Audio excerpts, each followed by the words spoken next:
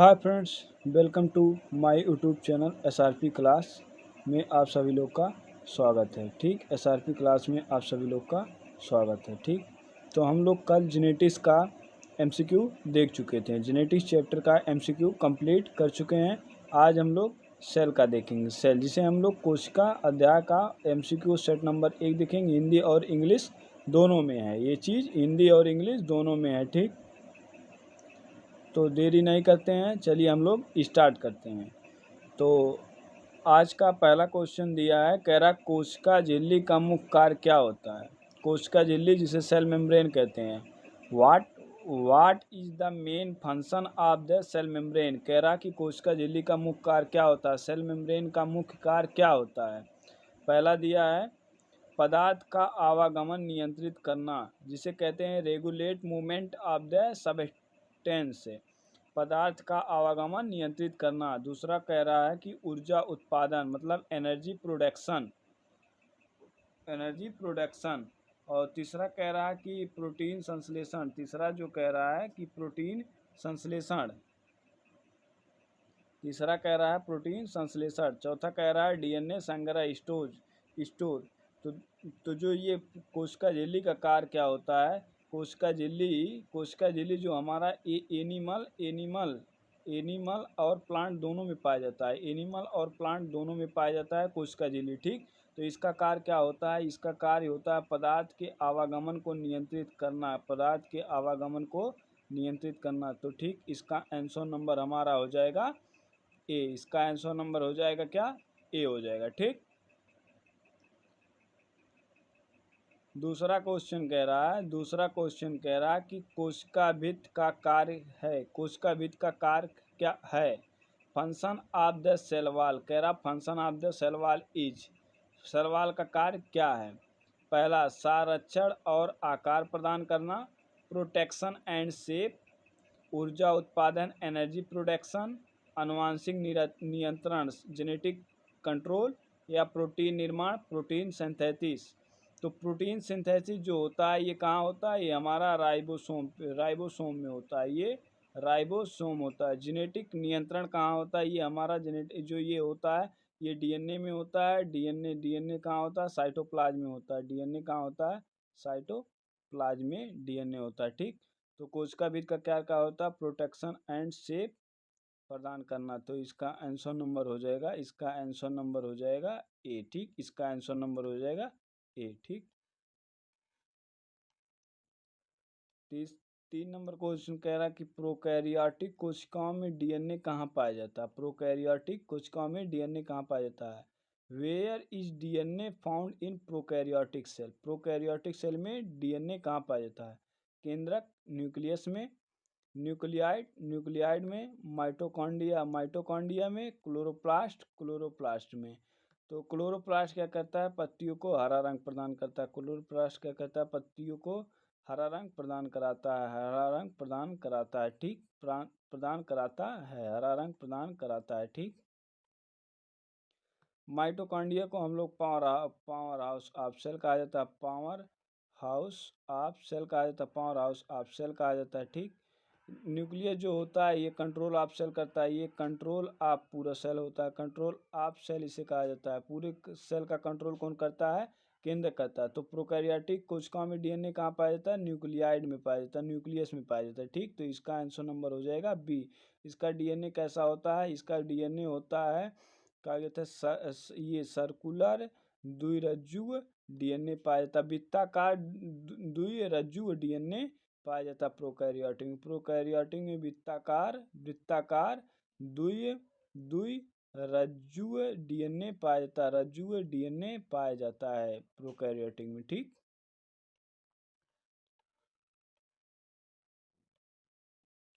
4 number question कह रहा है कि पादप कोशिकाओं की ऊर्जा फैक्ट्री कौन है। पादप कोशिकाओं की ऊर्जा फैक्ट्री कौन है। Which is the energy of factory of plant. Plant की फैक्ट्री किसे कहा जाता है, माइटोकॉन्ड्रिया, क्लोरोप्लास्ट, राइबोसोम, या गोल्जी। राइबोसोम प्रोटीन फैक्ट्री है ही है। राइबोसोम प्रोटीन फैक्ट्री है ही है। प्रोटीन फैक्ट्री कहते ही है राइबोसोम को। ये कहाँ होता है, ये रफ एंडोप्लाज्मिक पे होता है, ये रफ एंडोप्लाज्मिक रेटिकुलम पे होता है, रफ एंडोप्लाज्मिक रेटिकुलम पे पाया जाता है, रेटिकुलम पे पाया जाता है, रफ एंडोप्लाज्मिक रेटिकुलम पे पाया जाता है। ठीक, तो पादप कोशिका की फैक्ट्री किसे कहा जाता है, पादप कोशिका की फैक्ट्री माइटोकॉन्ड्रिया को कहा जाता है। तो ठीक, तो इसका आंसर नंबर हो जाएगा ए, इसका आंसर नंबर हो जाएगा ए। ठीक,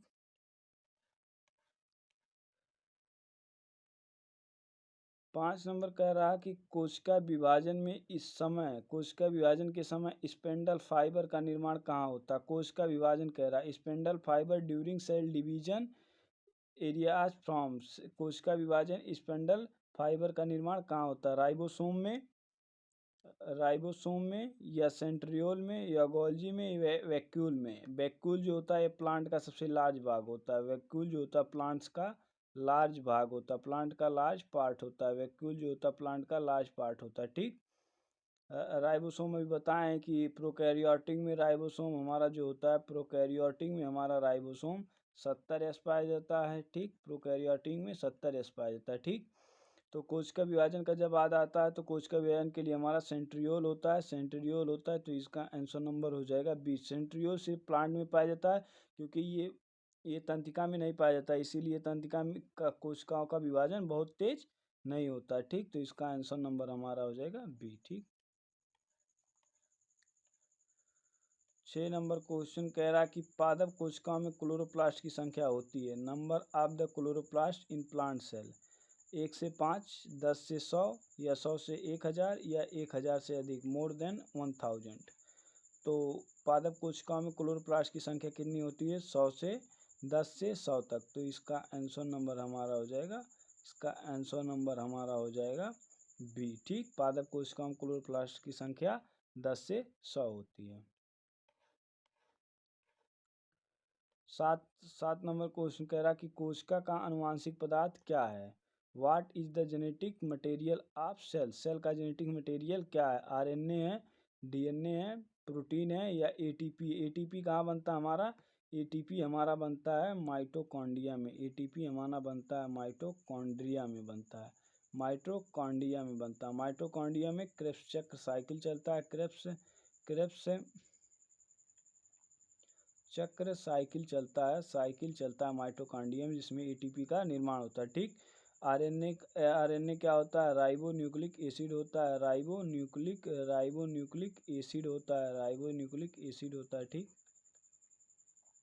तो कोशिका का आनुवांशिक पदार्थ कहाँ क्या होता है, डीएनए होता है, डीएनए होता है। तो डीएनए हमारा कहाँ पाया जाता है, साइटोप्लाज्म में पाया जाता है, साइटोप्लाज्म में डीएनए पाया जाता है। ठीक, न्यूक्लियस के। ठीक, तो इसका आंसर नंबर हमारा हो जाएगा बी, इसका आंसर नंबर हो जाएगा बी 7वें का। ठीक,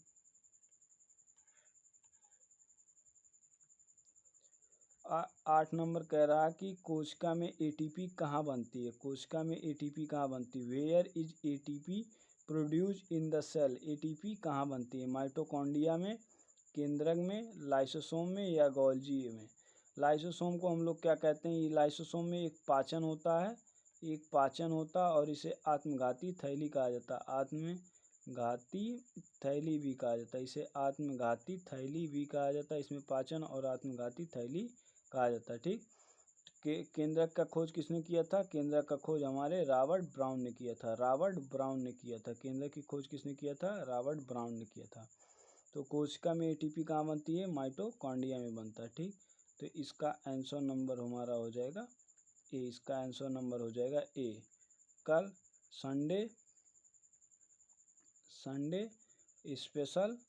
स्पेशल यूपी नेट पेपर 1 आएगा, कल संडे यूपी नेट पेपर 1 आएगा 3 PM पे, 3 PM पे कल UP net special paper upload हो जाएगा। ठीक, कल सीनेट के लिए, सीनेट और जेनम और पैरामेडिकल वाले के लिए कल हम संडे को 3 PM पर अपलोड हो जाएगी। ठीक, 9 नंबर क्वेश्चन कह रहा है, 9 नंबर क्वेश्चन कह रहा है कि किस कोशिकांग को आत्मभक्षण अंग कहा जाता है, कह रहा है किस कोशिकांग को आत्मभक्षण अंग कहा जाता है, विच ऑर्गनल इज कॉल्ड ऑटोफेगिक ऑर्गनल्स, किस ऑर्गन को भक्षण अंग कहा जाता है, लाइसोसोम को, राइबोसोम को, माइटोकॉन्ड्रिया को या गोल्जी को? तो लाइसोसोम राइबोसोम को भी बताया है कि इसमें यूकैरियोटिक में अभी प्रोकैरियोटिक में बताए थे, अब कि यूकैरियोटिक में बता रहे हैं 80 यस राइबोसोम पाया जाता है। यस का मतलब होता है सीडिमेंटेशन कांस्टेंट सीडिमेंटेशन होता है, ठीक। तो कोशिका आत्मभक्षण कोशिका का काम कहाँ पाया जाता है? ये लाइसोसोम में पाया जाता है, ठीक। तो इसका आंसर नंबर हमारा क्या हो जाएगा? इसका आंसर नंबर हो जाएगा ए, ठीक। इसका आंसर नंबर हो जाएगा ए। भाई वीडियो को सब्सक्राइब करिए, वीडियो अच्छी लग रही तो सब्सक्राइब करिए, ठीक। सब्सक्राइब करिए, ठीक। वीडियो सब्सक्राइब करिए, ठीक। 10 नंबर क्वेश्चन कह रहा है, 10 नंबर क्वेश्चन कह रहा है कि कौन सा कोशिकांग डबल मेम्ब्रेन से घिरा होता है? कह रहा कोशिका कौन होती है जो डबल मेम्ब्रेन से पाई जाती है? एक मेम्ब्रेन ए, एक मेम्ब्रेन ए, डबल मेम्ब्रेन वाली। कह रहा है which organelle is the double membrane is bounded? Bounded मतलब घिरी हुई। तो माइटोकॉन्ड्रिया और chloroplast, mitochondria and chloroplast. Ribosome Golgi है, गोल्जी बॉडी है, या वैक्यूल। तो देखो कुछ को डबल मेम्ब्रेन वाली हमारी ही ए आंसर हो जाता है, ए नंबर आंसर हो जाता है, ए नंबर आंसर हो जाता है। माइटोकॉन्ड्रिया और क्लोरोप्लास्ट हमारी डबल मेम्ब्रेन होती हैं, ठीक। डबल मेम्ब्रेन होती हैं, ठीक। अब देखो 11 नंबर क्वेश्चन कह रहा है, 11 नंबर क्वेश्चन कह रहा है राइबोसोम का आकार प्रोकैरियोटिक कोशिका में कितना होता है? प्रोकैरियोटिक जिसमें न्यूक्लियस इनडेवलप्ड रहता है, इसमें न्यूक्लियस क्या रहेगा? इनडेवलप्ड रहेगा, डेवलप्ड नहीं रहेगा। What is the size of the ribosome is the prokaryotic cell? Prokaryotic cell में पूछ रहा है कि राइबोसोम कितना पाया जाता है? 70 एस पाया जा रहा है, 80 एस पाया जा रहा है, या 60 या 100 पाया जा रहा है? तो जो प्रोकैरियोटिक होते हैं उसमें 70 एस पाया जाता है, 70 एस प्रकार का एस पाया जाता है, ठीक। तो इसका आंसर नंबर हो जाएगा ए। 70 एस प्रकार के एस में एक कितना हो जाता है? एक हमारा कितना पाया जाता है? 50 एस, और एक 30 एस पाया जाता है। एक 50 एस, एक 30 एस पाया जाता है। यस मतलब होता है सीडिमेंटेशन कांस्टेंट होता है, ये सीडिमेंटेशन होता है, ठीक। तो सबसे भारी कौन होता है? सबसे भारी हमारा भारी अगर पूछा जाए तो 50 एस होता है, 50 एस होता है। हल्का, हल्का में 30 एस होता है, हल्का में 30 एस होता है, ठीक। 30 एस होता है, ठीक। अब 12 नंबर क्वेश्चन कह रहा है, 12 नंबर क्वेश्चन कह रहा है कि यूकैरियोटिक कोशिका में राइबोसोम का आकार क्या होता है? Size of ribosome in eukaryotic cell 70 S, 80 S, 100 S या 60 एस? यू मतलब होता है, यू मतलब ट्रू, यू मतलब होता है ट्रू। कैरियोटिक मतलब होता है न्यूक्लियस, कैरियोटिक्स मतलब होता है न्यूक्लियस, जिसमें ट्रू न्यूक्लियस पाया जाता है उसे यूकैरियोटिक कहते हैं, ठीक। तो यूकैरियोटिक में हमारा 80 एस पाया जाता है, 80 एस पाया जाता है, ठीक। तो इसका आंसर नंबर हो जाएगा बी। 80 एस में एक 60 एस पाया जाता है, एक 60 एस होता है, एक 40 एस होता है। 40 एस सर कैसा होता है? हल्का होता है, हल्का होता है। और 60 एस वाला हमारा भारी होता है, ठीक। 60 एस वाला हमारा भारी होता है, ठीक।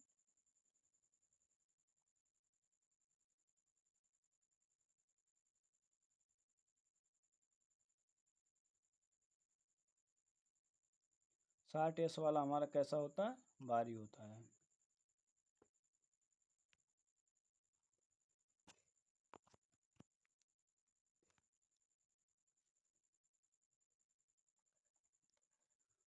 तेरह नंबर कह रहा है, 13 नंबर क्वेश्चन कह रहा है कि पादप कोशिकाओं में ऊर्जा का भंडारण किस रूप में होता है? पादप कोशिका की जो प्लांट सेल होती है, प्लांट सेल कह रही प्लांट सेल में ऊर्जा का भंडारण किस रूप में होता है? In which from energy is stored in plant cell? Plant cell में कह रहा कि एनर्जी किस रूप में स्टोर होती है? ग्लाइकोजन, ग्लाइकोजन एक प्रोटीन होती है, ग्लाइकोजन प्रोटीन के रूप में होती है, या स्टार्च, स्टार्च या एटीपी या प्रोटीन। स्टार्च को हम लोग मंड भी कहा जाता है, मंड भी कहा जाता है। तो पादप में ऊर्जा का भंडार किसके रूप में होती है? स्टार्च के रूप में होती है, ठीक। तो इसका आंसर नंबर हो जाएगा हमारा बी, इसका आंसर नंबर हो जाएगा बी, ठीक। 14 नंबर क्वेश्चन कह रहा है, 14 नंबर क्वेश्चन, किसे कोशिका का इंजीनियर कहा जाता है? किसे कोशिका का इंजीनियर कह रहा है कि which is the called of the engineer of the cell?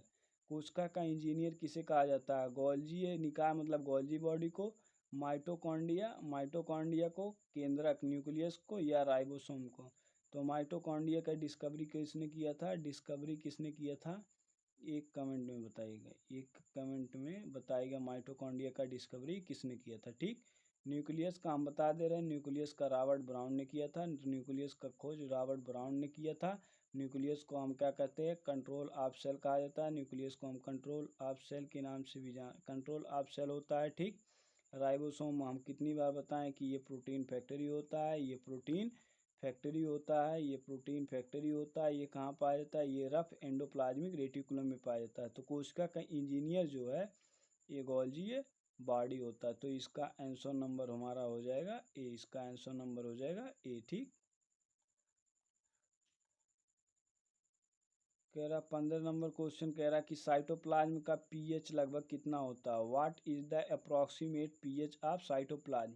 कह रहा साइटोप्लाज्म का अप्रॉक्सीमेट पीएच कितना होता है, 2 होता है, 5 होता है, या 7 होता है, या 9 होता है। तो 2, 5 तो अम्लीय होता है, 2, 5 कैसा हो जाएगा, अम्लीय पीएच हो जाए, अम्लीय पीएच हो जाएगा।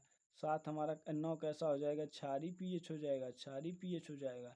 तो ये तो ना अम्लीय होता है ना ही क्षारीय होता है, ये कैसा होता है, उदासीन होता है, उदासीन होता है। तो इसका आंसर नंबर हो जाएगा सी, इसका आंसर नंबर हमारा हो जाएगा सी। ठीक, आंसर हो जाएगा सी। ठीक,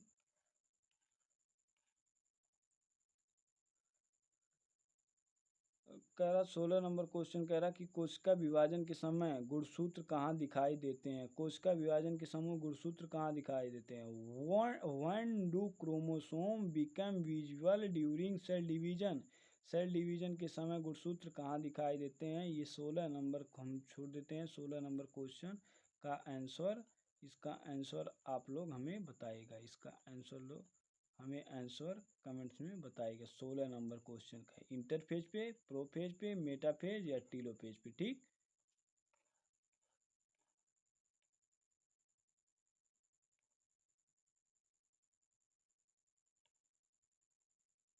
17 नंबर क्वेश्चन कह रहा है, 17 नंबर क्वेश्चन कह रहा है डीएनए प्रकृति कब होती है। डीएनए का रिप्लिकेशन कब होता है। व्हेन डज डीएनए रिप्लिकेशन, अगर डीएनए का रेप्लिकेशन कब होता है, प्रोफेज में होता है, या इंटरफेज में होता है, या मेटाफेज में होता है, या एनाफेज में होता है।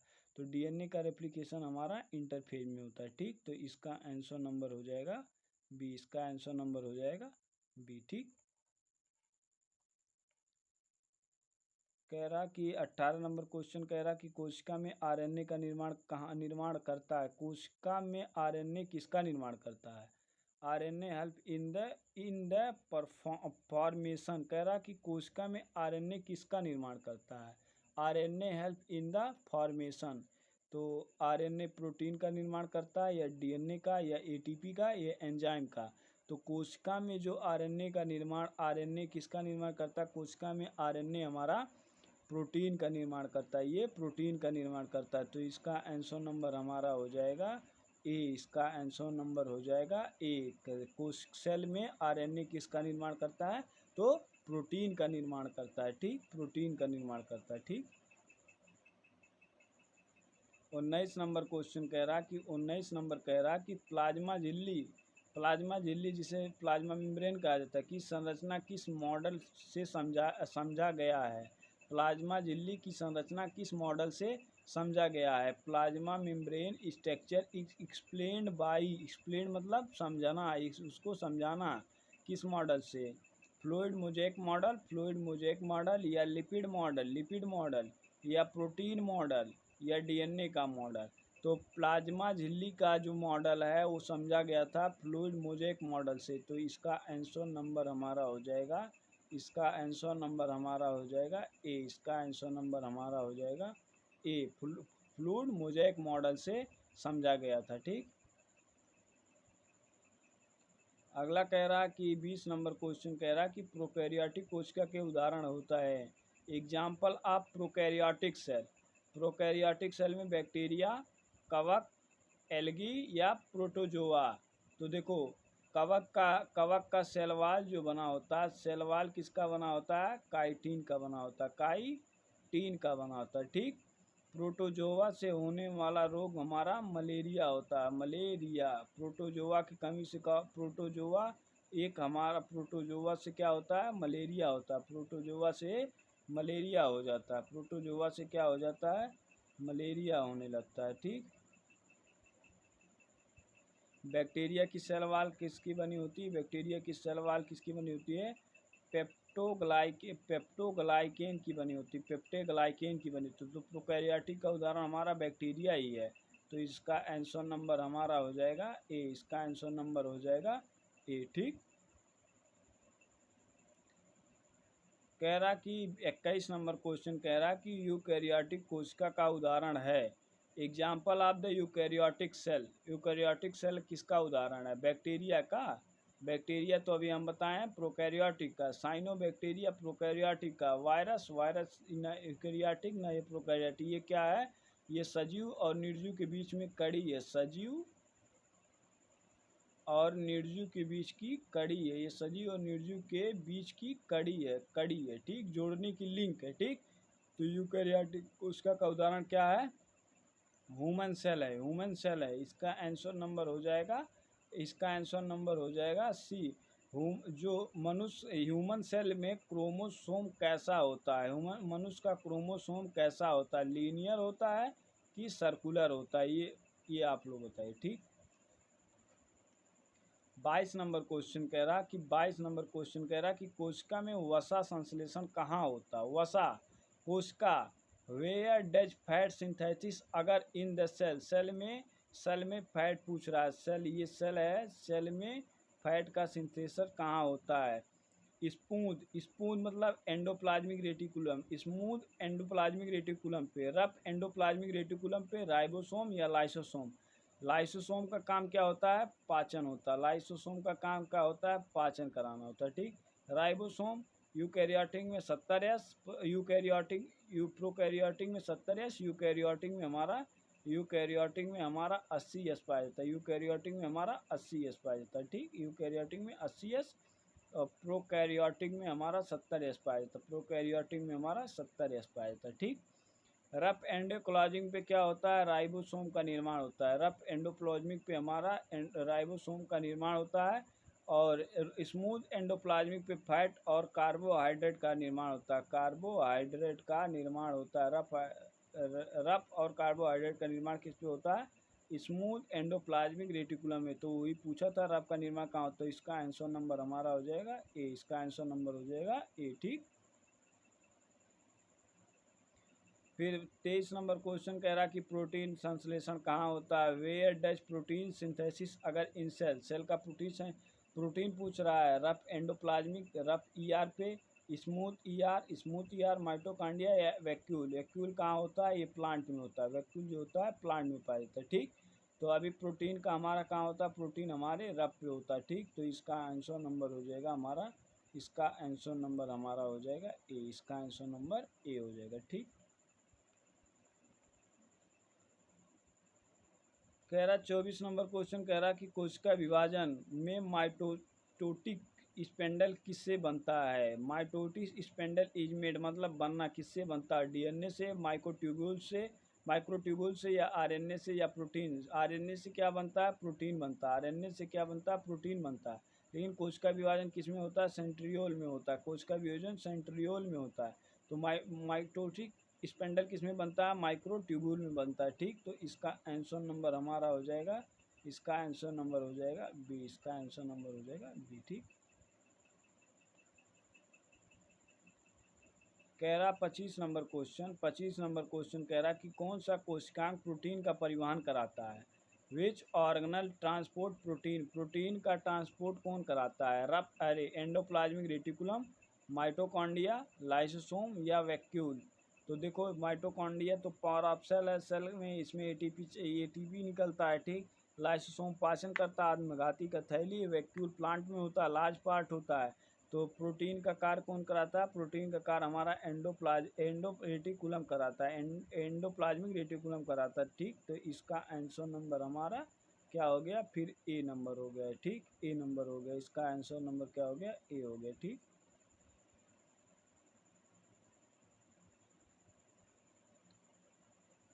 26 नंबर क्वेश्चन कह रहा है, 26 नंबर क्वेश्चन कह रहा है कि किसे कोशिका का रखवाला कहा जाता है?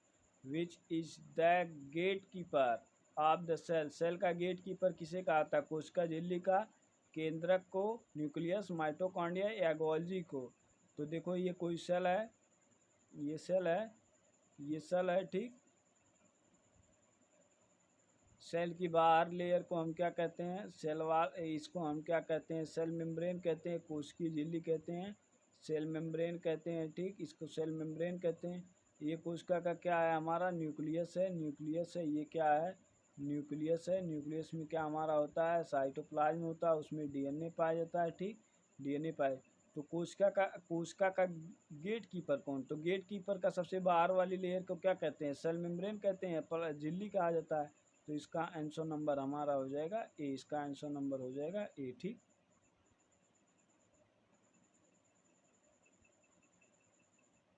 कह रहा है कि 27 नंबर क्वेश्चन कह रहा है कोशिका द्रव का मुख्य घटक क्या होता है, main component of the cytoplasm. Cytoplasm का मुख्य घटक क्या होता है, जल होता है, प्रोटीन होता है, लिपिड होता है, या डीएनए होता है। तो कोशिका जो साइटोप्लाज्म का मुख्य घटक हमारा वाटर होता है, ठीक। तो इसका आंसर नंबर हमारा हो जाएगा ए, इसका आंसर नंबर हो जाएगा ए, ठीक। इसका आंसर नंबर हमारा हो जाएगा ए, ठीक।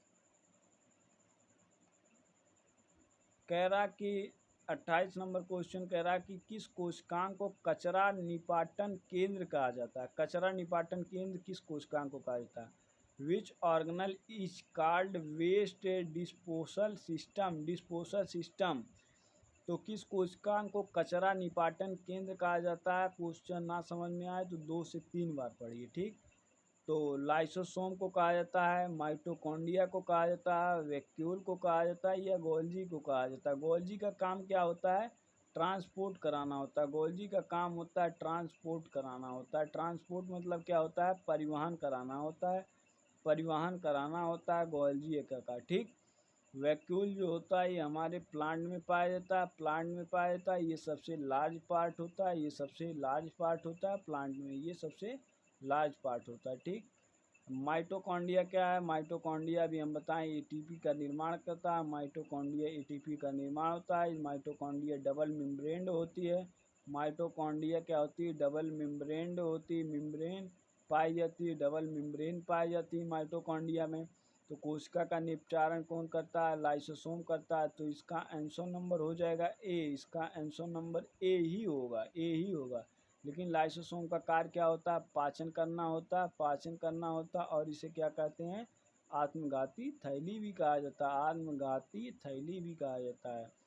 लाइसोसोम को क्या कहा जाता है, आत्मघाती थैली भी कहा जाता है, ठीक। तो 29 नंबर क्वेश्चन कह रहा है, 29 नंबर क्वेश्चन कह रहा है, 29 नंबर क्वेश्चन कह रहा है कि कोशिका में वंशानुगत के कारक कौन है। What is are the hereditary unit of the cell. Cell का हेरिडिटरी यूनिट कौन सा है, गुणसूत्र, क्रोमोसोम है, माइटोकॉन्ड्रिया है, क्लोरोप्लास्ट है, या वैक्यूल है। तो प्लांट का हेरिडिटरी कौन होता है, क्रोमोसोम होता है, गुणसूत्र होता है, ठीक। तो इसका आंसर नंबर हमारा हो जाएगा ए, इसका आंसर नंबर हो जाएगा ए, ठीक, ए। आज का लास्ट क्वेश्चन, आज का लास्ट क्वेश्चन, सेल चैप्टर का लास्ट क्वेश्चन आज का आ गया आपकी स्क्रीन पे। कोशिका में ऊर्जा मुद्रा एनर्जी कॉइन्स किसे कहा जाता है। Which is the called of the energy currency of the cell. Energy currency लिखा है, सॉरी कॉइन्स पढ़ दिया हमने, करेंसी लिखा है, ठीक। तो एनर्जी करेंसी ऑफ सेल किसे कहा जाता है, energy currency of cell DNA को कहा जाता है, एटीपी, आरएनए, या एडीपीए को कहा जाता है। तो देखो एटीपी, ये डीएनए हमारा डीऑक्सी राइबोन्यूक्लिक एसिड पाया जाता है, इसमें डीऑक्सी राइबो सुकरा पाया जाता है, ठीक। तो एनर्जी कॉइन्स के रूप में हमारा एटीपी को जाना जाता है। तो इसका आंसर नंबर हो जाएगा बी, इसका आंसर नंबर बी। और संडे को आप लोग यूपी सीनेट का एक पेपर सोल्यूशन फर्स्ट आएगा। पेपर सोल्यूशन हम एक फर्स्ट कराएंगे, पेपर सोल्यूशन एक फर्स्ट हम लोग देंगे। 120 क्वेश्चन का पूरा कंप्लीट पेपर, एक कंप्लीट पेपर, एक जैसा आपके पेपर होता है, ठीक। तो ये वीडियो संडे को हम कै बजे देंगे आप लोग को, 3 PM पे हम आप लोग को अपलोड कर देंगे। तो वीडियो देखिए और उससे लगाइए क्वेश्चन को, ठीक। तो आज के लिए इतना ही, बाकी और हम लोग कल देखते हैं, ठीक। वीडियो अगर अच्छी लग रही है, वीडियो अच्छी लग रही हो तो सब्सक्राइब चैनल को करिए, हमारे चैनल को सब्सक्राइब करिए, SRP क्लास को, ठीक। सेल, अब सेल चैप्टर ख़त्म हो गया। और अब कल संडे है, कल संडे है, तो संडे के लिए अब यूपी सीनेट का हम पेपर देंगे। यूपी सीनेट पैरामेडिकल और जेनम के लायक रहेगा, ठीक।